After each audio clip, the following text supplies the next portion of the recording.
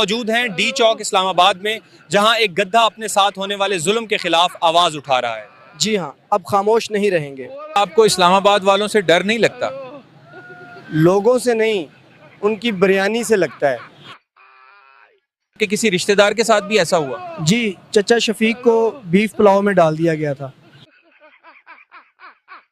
लोग कहते हैं गोश्त नरम था, आप क्या कहेंगे? नरमी हमारी मजबूरी थी, मज़ा तो तुमने लिया।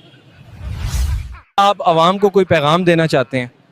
बस ये कि खाने से पहले पूछ लिया करें, या कहीं हम ना होंगे। आपने कोई मुहिम शुरू की है? जी, गधा बचाओ तहरीक। इतवार को डी चौक पर धरना है।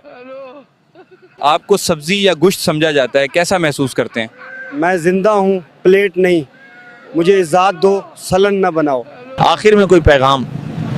बस इतना कहना है, दुआ करो कि बीफ के नाम पे तुम्हें हम न मिलें।